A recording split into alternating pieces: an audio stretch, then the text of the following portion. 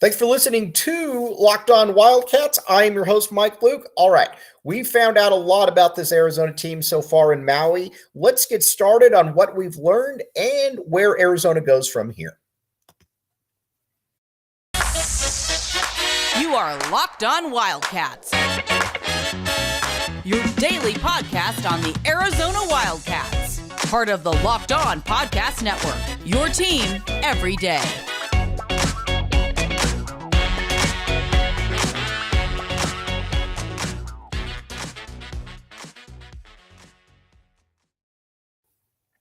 Thanks for keeping it Locked On Wildcats. I'm your host, Mike Luke.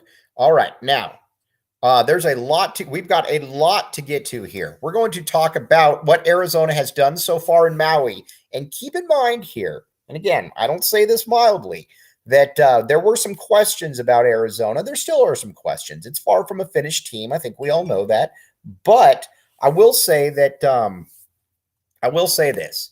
Azuolas Tubelis, the last time we saw him, he really, really struggled. Quite frankly, there was no other way around it. We saw him in the NCAA tournament against TCU. We saw him in the NCAA tournament against Houston, and he just looked like he didn't want to be there. He looked like a guy who was totally in over his head. Now, you watch him in the first game against Cincinnati. He looked fantastic, and, that's not something that that's not something I think that should surprise anybody. But when you have some questions about, where a guy's head at is mentally, that's something that you certainly want to see. Now, what he's been able to do, and I think what's exciting about everything that he's done, is that when he's getting the ball, he's being quick and he's being confident with his movements. A lot of times he would get the ball, and best way I can put it is he would look like he was worried about getting hit, like he was worried about somebody getting really physical with him. Now, against Cincinnati, that was certainly a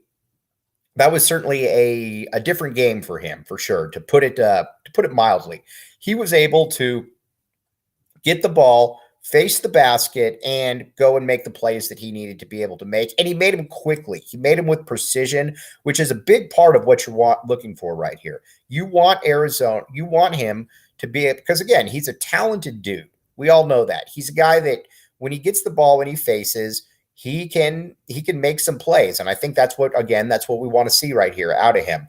Very excited, though, to see a very focused Azuolas Tubelis, to put it mildly. And I think that's something that's going to be very, very good for Arizona going forward. Now, another guy, too, that really stepped his game up with a lot of questions about him was Kerr Kriisa. Kerr Kriisa had kind of the stigma that, he was pretty good against crummy teams, but then after that, he, when he was playing some really, really talented players, it became much more difficult for him. He's kind of dissuaded some of those opinions right there. I think that right now we know that he's always embraced the big moment. We know that he's always embraced the big moment, but he's also taken kind of that next step in that he was confident. He was basically everything you needed out there. He was able to provide for Arizona. Now, will he be able to continue this? Who knows? But you've got to be pretty excited about what he's been able to do, because honestly, there was a lot of questions about Kerr going into the season. What kind of shooter was he really? One thing that we should have known is that when Tommy Lloyd vouches for somebody, he knows what he's talking about. He generally vouches for somebody that, and we've talked about Tommy Lloyd's track record here and what he's been able to do with players. So again, a talented guy, Kerr Kriisa, not physically the most talented dude in the world, but he's always going to be able to make enough plays out there to where you can't just basically bully him and take the ball from him. Now, I think with some of the other players, Courtney Ramey has been an absolute blessing. I don't think that anybody could have seen Courtney Ramey coming in here and doing what he's been able to do. And he has been great. I can't really describe any describe how good he's been, other than if you've watched him, you just know how good he's been. He's been able to get to the rack. He's been able to make big plays. He's been able to essentially just do what he needs to be able to do out there. I didn't know really what to expect coming into the season, or because you look at his stats, and yes, while he was good at Texas, he didn't appear to be next level at Texas. We're also finding out though too that that's probably a little bit due to the coaching that he had there. I think the coaching probably held him back to a certain extent, which is never a good thing to say, because that's obviously why the coach is there. Now, I think with when it comes to Arizona, one thing that we do need to keep a very, very close eye on, though, is what is really is he going to be able to be that lead point guard? Is he going to be able to be that dude that is game in and game out? He's that guy. He's able to spell Kerr when he needs to. He's able to be a lead ball handler. We don't know that yet. And quite frankly, we're not going to know that until it actually happens. But everything that we've seen so far from him has been next level impressive, quite frankly. He has been great on the defensive side of the court. He's also been able to initiate offense. He's a pretty clever finisher at the hoop as well. So I think when it comes to this squad, we need to look at it, and I think when it comes to this squad, we also just need to say that there's going to be some games where he's going to be the best player on the court. And quite frankly, Ramey, I am more than okay with Courtney Ramey being the best player on the court, along with Azuolas Tubelis. Now, let's get to Oumar Ballo. Ballo, you talk about a guy that is kind of taking it Wildcat Nation by storm. That would be Mr. Oumar Ballo right there. He is you watch Ballo right now, and you can see a guy that I had a lot of questions about. I had a lot of questions about, and didn't really know what to expect. Thought that he was probably going to be a little slow, and I thought he was going to be a little slow, and maybe just not that good. He's awesome. He is, and when he gets the ball, I think what's very interesting about this, I think what's very fascinating is that when in the past, when it looked like the game was a little too fast for him, and there were times like that, you wondered, all right, is he going to be able to be that guy? Is he going to be able to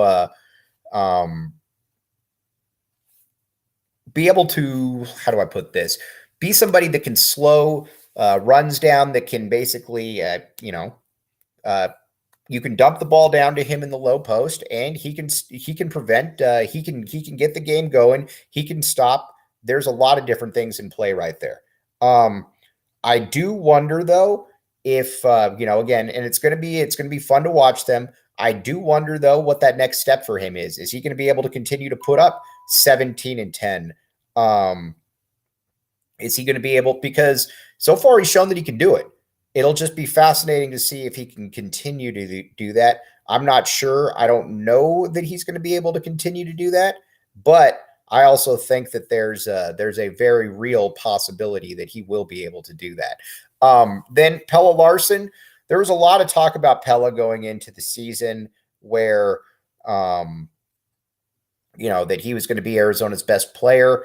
I never really bought into that. I thought that he could be solid. I never really bought into that he was going to be the best player on the team, though. He's good, but you watch him, and defensively, he's very, very good. But you watch him, and he's offensively, he's always going to be a little limited, mainly because he can't handle the ball at all. When he's trying to dribble the ball, it looks uncomfortable. It looks like a guy that isn't a natural ball handler, and probably won't ever be a natural ball handler. And again, it affects his passing as well, because when he tries to pass the ball, it's generally something where it's like, oh, well, what was that right there? And a lot of that feeds right into his ball handling. So again, that's a little bit of an issue then it's certainly something that Arizona fans have seen before. When it comes to when it comes to the rest of this lineup, though, that starting five is nasty. I'm not telling you anything you don't already know, but that starting five right there is nasty. Between Kerr, between Ramey, between Pella Larson, between Azuolas, Tubelis, there's a lot to like about that. A lot to like about that squad right there, and I think we're going to continue to see that. Now, to the bench is a little bit more of an issue. Cedric Henderson, and anybody that's watched him knows this, Cedric Henderson has been great. I don't know that anybody could complain at all about Cedric Henderson. He has been at 6'6", 6'7". He's kind of been that jack of all trades. He's been the guy. He's been that dude who.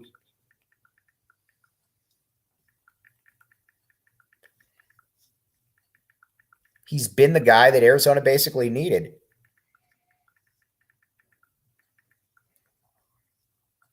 And I think when you watch him, you do wonder, how good could he have really been at a school like Campbell? It feels like maybe he should have put up more points, but either way, we're happy that we have him because you watch him, he looks like he's going to be good for 8 points, 6 rebounds, 3 or 4 assists. He looks very, very good. I think right now,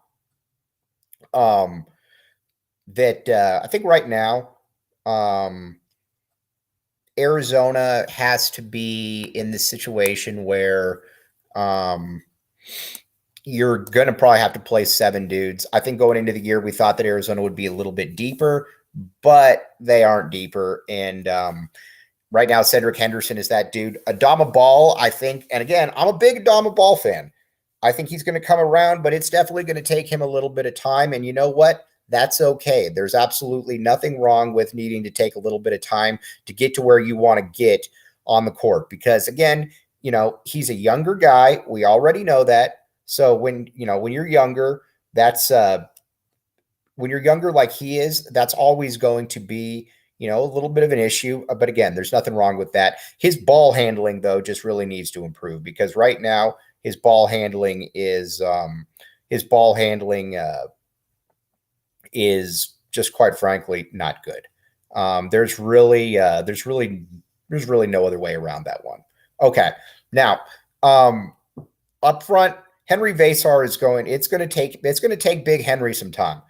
I think Big Henry's going to be fine, big picture. But you watch Big Henry, and you know that there's going to be it's going to be a little bit more of a. It's going to be a little bit more of a. How do I put this? Slog for him because you watch him. He's really long. He's really long. He can move pretty well, but the game right now is just way too fast for him. When he gets the ball, it looks like it's going to be stripped. When he tries to shoot, it's never a comfortable look. It's always something where you watch him and you're like, man, it's going to take him a little bit of time. I think he's going to be good, but right now the game is just way too fast for him. But again, I think that's something that he's going to be able to work on over time. I think he'll be able to get better. But I think at some point we also will we'll also see a little bit of a deeper unit. Guys like Philly B, guys like Dylan Anderson, they're obviously not in the rotation. Not sure that they're going to be in the rotation. But I think big picture, they're going to be more than okay. Now, let's talk first about, and hold on, let me look at the reads right here just to make sure. All right, now let's talk about LinkedIn. All right, LinkedIn. Here's the deal. Everybody knows somebody at LinkedIn. Everybody knows somebody who got a job through LinkedIn. It's just kind of a way of life when you think about it. You know people that get those jobs, and it's quite frankly, it's because it works. It's easy. People like LinkedIn. And the reason they like it is because it works. You don't have to mess around with anything. So here's, again, I know people that have gotten their jobs from LinkedIn. So LinkedIn Jobs helps you find the qualified candidates you want to talk to faster. Post your job for free at linkedin.com/lockedoncollege. That's linkedin.com /lockedoncollege to post your job for free. Terms and conditions apply. But again, LinkedIn is the best place out there to find jobs, to get jobs. We all know that. That's why that they're a big part of what we do right here. All right, we're going to take a quick break. We're going to come back. We're going to talk about the rest of the Arizona basketball season.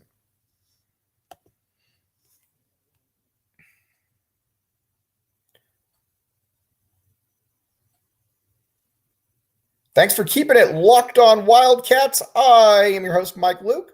All right, now we're getting ready for the beginning of the Pac-12 season, and you got to like where Arizona stands right now. You got to be real confident with where Arizona is at this stage in the game, mainly because you look around the Pac. UCLA is meh. Oregon, I think, can have a really, really good defense, but they're always going to struggle to score. That's just going to be, I think, pretty much an issue for Arizona, for Oregon.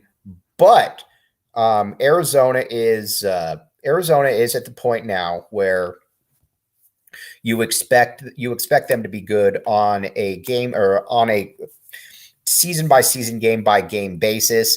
And there's really nobody in the Pac-12 outside of those two teams that I could see testing them. I think they're going to run roughshod through the rest of the conference. Obviously, that's a really good thing. You like hearing stuff like that.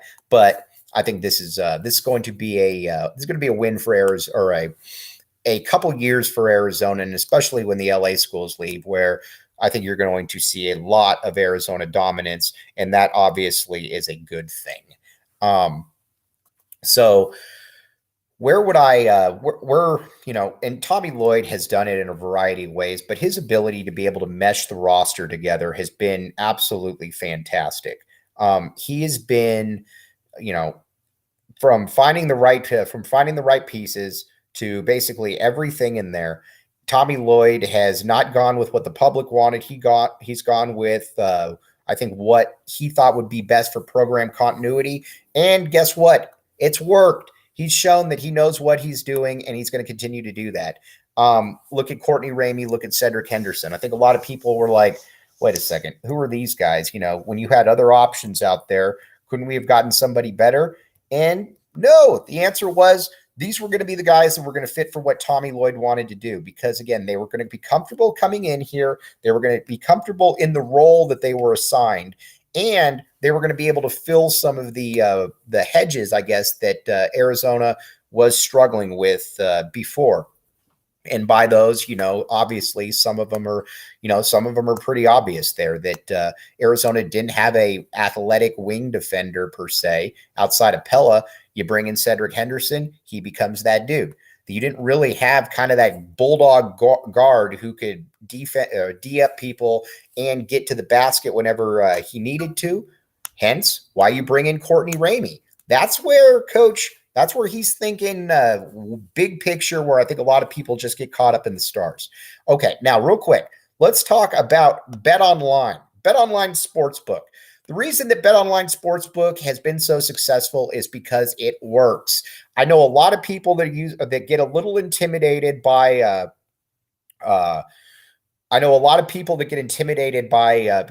online betting and whatnot, but BetOnline Sportsbook is where it's at, because you can get great deals.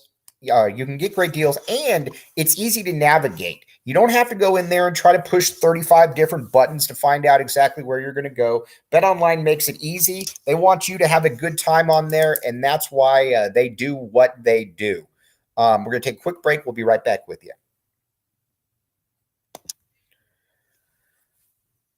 Thanks for keeping it locked on Wildcats. I'm your host, Mike Luke. All right, everybody out there, you have a great, great Thanksgiving. We're going to have a special issue coming up here for Thanksgiving. I'm talking about some of the great Arizona Wildcats basketball players that are making moves. But again, have a happy Wednesday. Have a happy Thursday as well. And as always, you have been listening to Locked On Wildcats.